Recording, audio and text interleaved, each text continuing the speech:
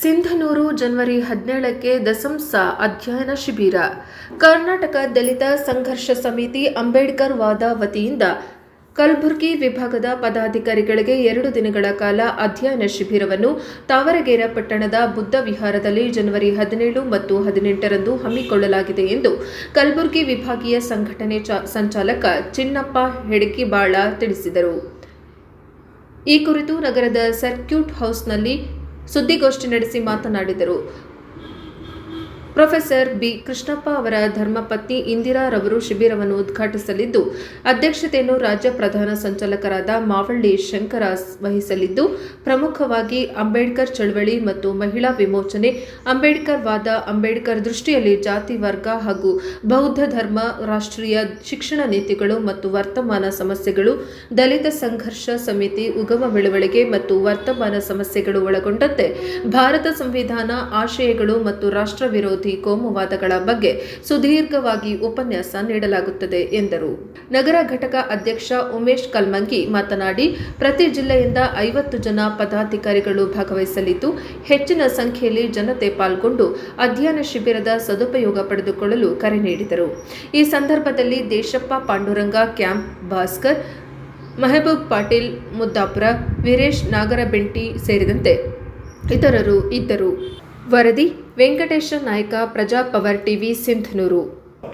ಈ ಒಂದು ದಿನಾಂಕ 17/1/2026 ರಿಂದ 18/2026ರಂದು ಕೊಪ್ಪಳ ಜಿಲ್ಲೆಯ ತಾವರಗೆರೆಯಲ್ಲಿ ಬೌದ್ಧ ವಿಹಾರದಲ್ಲಿ ಕಲಬುರಗಿ ವಿಭಾಗದ ಪದಾಧಿಕಾರಿ ದಸಂಸ ಪದಾಧಿಕಾರಿಗಳ ಅಧ್ಯಯನ ಶಿಬಿರ ಹಮ್ಮಿಕೊಂಡಿವಿ. ಈ ಒಂದು ಶಿಬಿರದ ಉದ್ದೇಶ ಈಗಾಗಲೇ ಸೆಪ್ಟೆಂಬರ್ 27, 28, 29, 3 ದಿವಸ ಬೆಂಗಳೂರು ರಾಜ್ಯ ಮಟ್ಟದ ಅಂದ್ರೆ ಜಿಲ್ಲಾ ವಿಭಾಗದ ಕಾರ್ಯಕರ್ತರ ಒಂದು ಸಭೆ ಇತ್ತು, ಒಂದು ಶಿಬಿರ ಇತ್ತು. ಅಂದು ಎಲ್ಲ ನಾವೆಲ್ಲ ರಾಜ್ಯದ ಎಲ್ಲ ಜಿಲ್ಲಾ ಪದಾಧಿಕಾರಿಗಳು, ವಿಭಾಗ ಪದಾಧಿಕಾರಿಗಳು ಆ ಒಂದು ಕಾರ್ಯಕ್ರಮಕ್ಕೆ ಭಾಗವಹಿಸಿ ಅಲ್ಲಿ ನಮ್ಮ ರಾಜ್ಯ ಪ್ರಧಾನ ಸಂಚಾಲಕರಾದಂಥ ಮಾವಳ್ಳಿ ಶಂಕರ ಸಾಹೇಬರು ಈ ಒಂದು ಒಳ್ಳೆಯ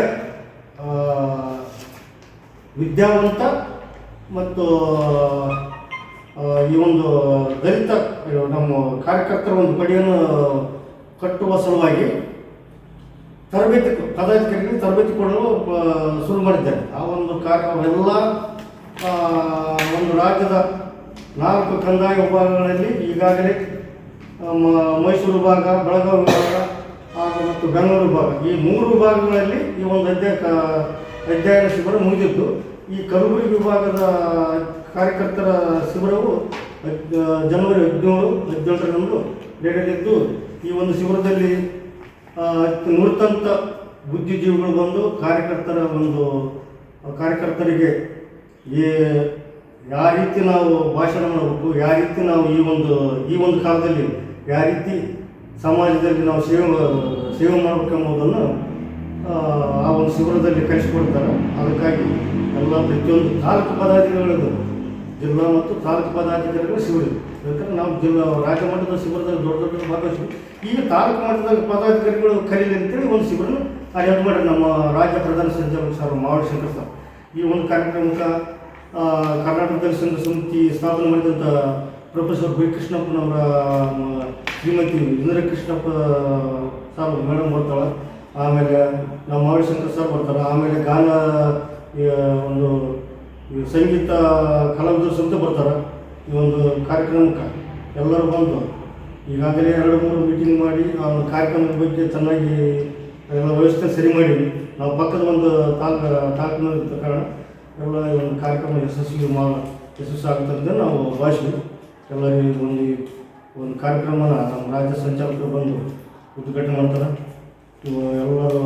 ನಾವೆಲ್ಲರೂ ಆ ಒಂದು ಕಾರ್ಯಕ್ರಮಕ್ಕೆ ನಮ್ಮ ತಾಲೂಕಿನಿಂದ ನಮ್ಮ ರಾಯಚೂರು ಜಿಲ್ಲೆಯಿಂದ ಕನಿಷ್ಠ 50 ಮಂದಿ ಭಾಗವಹಿಸ್ತಾರೆ. 50 ಮಂದಿ ನಮ್ಮ ರಾಯಚೂರು ಜಿಲ್ಲೆ, ಆಮೇಲೆ ಈ ಕಲಬುರಗಿ ಎಲ್ಲ ಜಿಲ್ಲೆಯಿಂದ 55 ಮಂದಿ ಎಲ್ಲರೂ ಭಾಗವಹಿಸಿದ್ರು.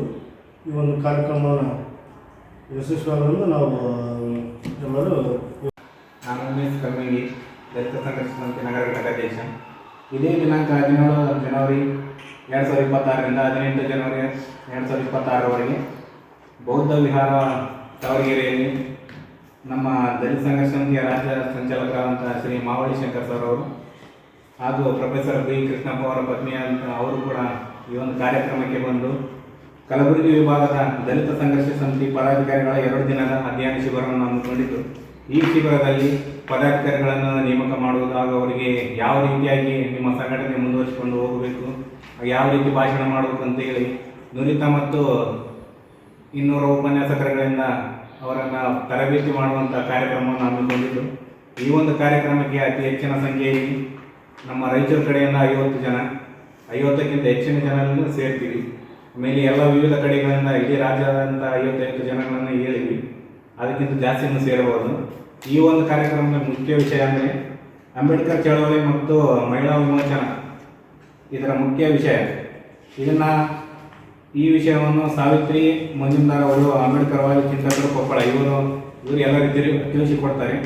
ಅದೇ ರೀತಿಗೆ ಈ ಒಂದು ವಿಷಯದ ಅಧ್ಯಕ್ಷತೆಯನ್ನು ರಂಜಿತಾ ಜೈನು, ರಾಜ್ಯ ಮಹಿಳಾ ಒಕ್ಕೂಟ ಸಂಚಾಲಕರು, ಇವರು ಕೂಡ ಈ ಒಂದು ಅಧ್ಯಯನದಲ್ಲಿ ಉಪಸ್ಥಿತರಿರ್ತಾರೆ.